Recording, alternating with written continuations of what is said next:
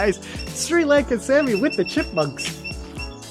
Chipmunks are yelling and screaming. It is a beautiful, beautiful Tuesday afternoon. I'm 3 days away from heading to Thailand, becoming Thai-tastic Sammy for the next month, and then off to Vietnam with Lady Sarah. So excited, cannot wait. Join me, why don't you? Make sure to join, because we're going to be doing a lot of live streams, at least 3 or 4 a week. So you got to join for that. It's going to be an amazing time. Lady Sarah and me in Pattaya, Thailand. It's going to be wonderful. Today we're going to talk about traveling. What are some of the traveling tips that I can give you to save money, to travel effectively, and enjoy the stresses, avoid the stresses of travel? We'll see you in just 1 minute.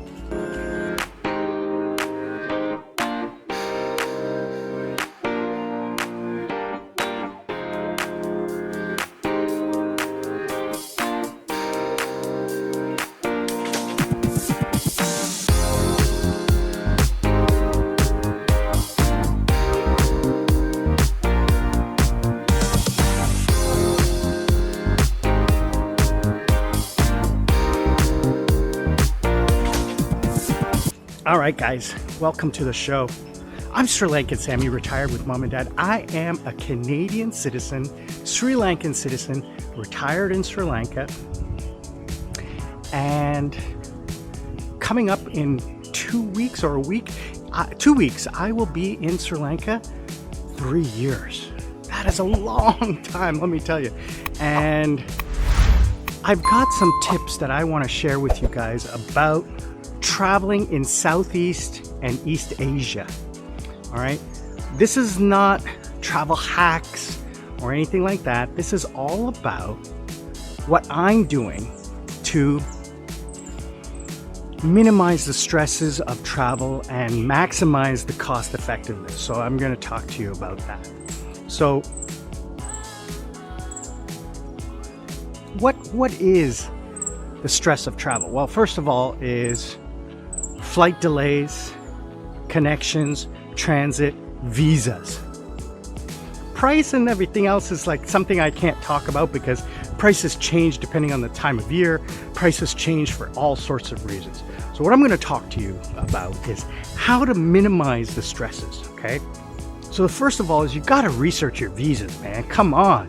You got to research those visas. Take a minute and use ChatGPT, use Google.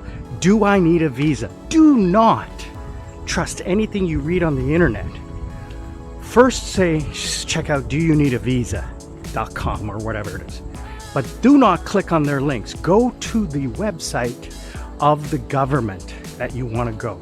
Go to the Vietnamese government website. Go to the Thai government website. Contact your local embassy. So for example, there was a huge thing going on about Vietnam. When I was applying for my Vietnamese visa, because I'm a Canadian, I have to apply for an e-visa. There were links online that looked legitimate, but they were all pieces of crap. They were actually not scams, but resellers of the visa. They were charging 50 to 75 bucks. I ended up finding the government website, and it was 25 bucks US. Guys, figure it out, okay? Don't get scammed. Research. That's number one. Number two, research the weather, the time of year, okay? Do you really want to travel during the busiest time of year? Do you really want to travel during the monsoon season? All right, like I would never go to Phuket in July and August, in June or July. Forget it. Phuket or Krabi, forget about it. Or even Pattaya, forget about it. That's ridiculous. Travel like the weather. Make sure you check the weather. Then check your credit cards. Check your flight status. Check the airlines and find the time of day that you can fly that will minimize the stress. So number one stress, I would suggest an overnight flight. You land it, you sleep in the plane, you land in the morning, you get to your destination by 10 or 11 in the morning. You might get early check-in, you might have to hang out for a little bit. If you're going to a hotel, you can just leave your bags and go to the pool. If you're checking into an Airbnb, they usually let you early check-in. Don't, in my opinion, do a daytime flight and land at 3 or 4 o'clock in the afternoon, and then you get to your hotel and it's dark. It's just not worth. It's so annoying, in my opinion. I'm flying out 1 o'clock in the morning. I land at 6. Gonna get to the hotel by 12. Easy peasy lemon squeezy. I just have to wait a couple hours for Lady Sarah. Getting a night flight, always the best. Now, low-cost carriers versus full-service airlines. If you're flying without luggage, low-cost carrier. If it's under 4 hours, low-cost carrier. You save yourself a bundle.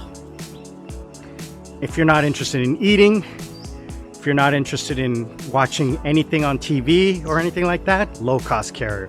You'll save yourself 50%. But, like me, if you're carrying stuff and you need luggage, I'll just buy the luggage on a low-cost carrier. When you buy everything, so you buy the luggage, you buy the seat selection, you buy the food, and you buy the seat upgrade, it is more expensive than a full-service carrier. So, for Lady Sarah, I got her to fly to Vietnam on a full-service carrier. And she did the calculation, and I showed it to her, and the price was cheaper than a low-cost carrier. But here's where, okay, so that is if you're like traveling from Korea to Thailand or England to Sri Lanka or something like that. But what about me? I am living here in Southeast Asia. What am I doing? Well, the number one thing I did was I joined the member. So I am a member of Sri Lankan Airlines. So you get the, the rewards, right? Hey guys, Sri Lankan Sammy, thanks for joining. I want to take a quick moment and talk to you about the channel. I really appreciate you taking the time to support the channel, clicking like, sharing, and commenting. But I need to ask you for a little bit of help and helping me get the channel up and running a little bit better. Please click the link down below if you want to support the channel and buy me a coconut. What I will do is I will match the dollars and I will go out and buy fresh fruit and vegetables from local farmers on the roadside. You guys have seen me do that before. I'll continue doing that by supporting the local economy. Passively, if you would like to, you can just watch a commercial. I am monetized, so if you watch an ad all the way through, a couple, that would really help the channel. And even more so, click the link of the ad and let it pop up on your computer. Leave it open for a few minutes. That would really help the channel passively. And one last thing, if you could please just put a comment, an emoji, one word saying hello, saying hi, Merry Christmas, Happy New Year, Happy Holidays, Happy Vesak, Happy Poya, whatever it is, whenever it is, I truly appreciate it. Sri Lankan Sammy, loving you all. We'll see you all on the other side. Sri Lankan Airlines, I get the points from whenever I spend anything on my credit card. So I get points. Not a huge amount because I don't travel far. You only really make points when you travel intercontinental, like New York to London, LA to Tokyo, things like that.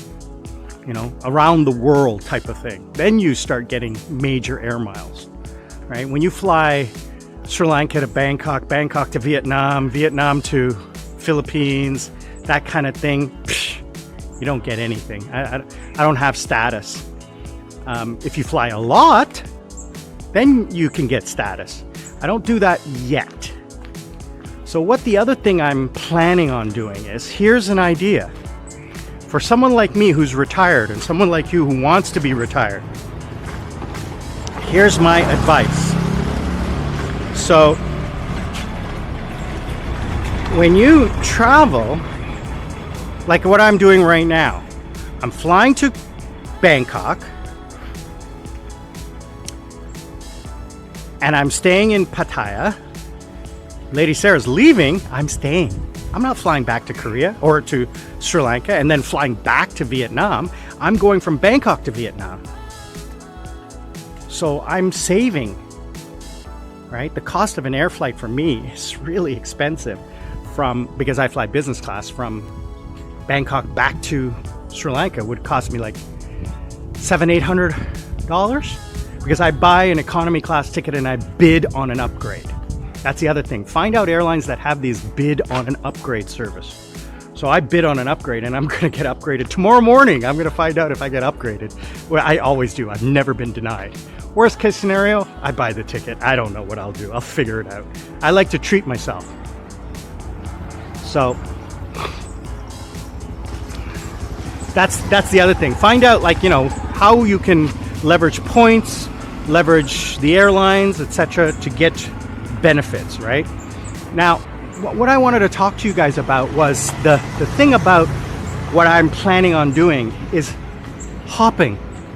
So I'm going to spend a month in Thailand, then I'm going to fly to Vietnam, then I have to fly back to Bangkok for one day and then fly out because the way I bought my tickets, right?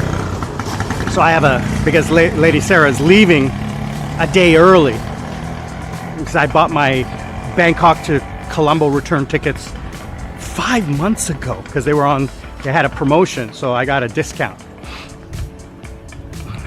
That's the other thing. Keep up on the airline websites. So my plan for 2025, 2026. So 2025, Lady Sarah gets 2 holidays, August and October.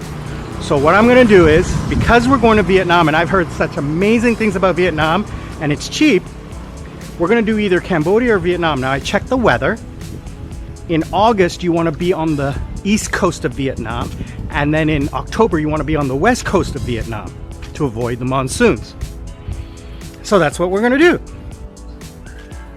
I'm going to fly to Bangkok and then Vietnam and meet up Lady Sarah in August on the west coast, Nha Trang. And then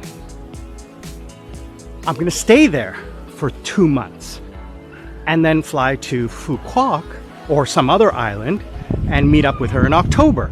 So I get a 3-month visa in Vietnam for $25. There's my visa, 3 months. Then when I'm finished with Lady Sarah in October, I'm going to fly to Cebu, which is only $100. $100, a 2-hour flight, $100. Now I'm going to have to pay for luggage because, I'm going to have luggage. And I will go stay in Cebu with my friend Tim Ricks. And I'm going to find a place there. And I'm going to stay for 5 months. The visas in Philippines are 3 years. Now, they're expensive. They're about $75 a month on average if you stay for 3 years. But it's worth it. You can get a cheap place for like $200. So I've calculated that my yearly expenses traveling for 3 months in Vietnam, Cambodia, Thailand, and Philippines. So hopping around. Not talking about coming back to Sri Lanka. I just did I wanted to see what it would cost. Will cost me less than $10,000 a year. Now that doesn't include medical. It includes airfare, visas,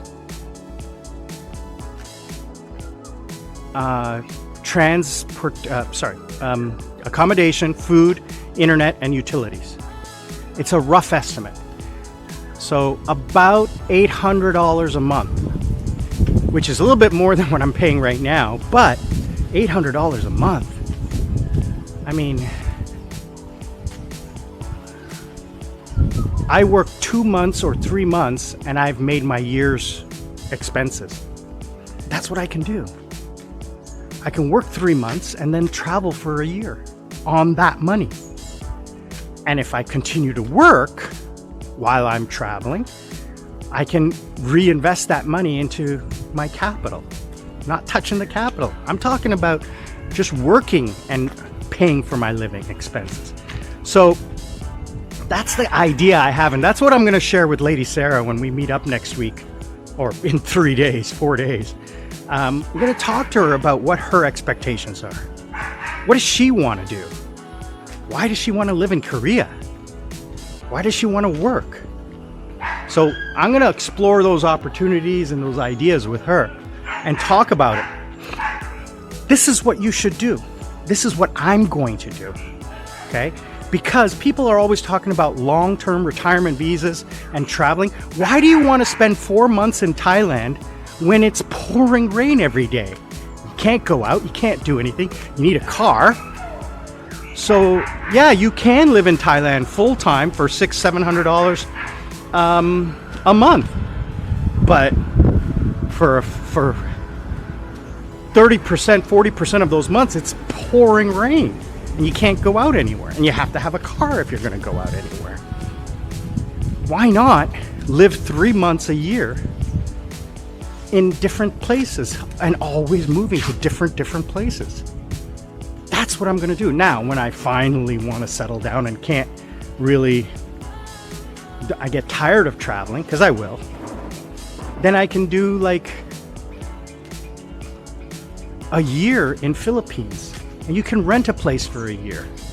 You can rent a place for 3 months. They'll give you a deal, especially in the off season. And that's how I'm going to travel, in the low season.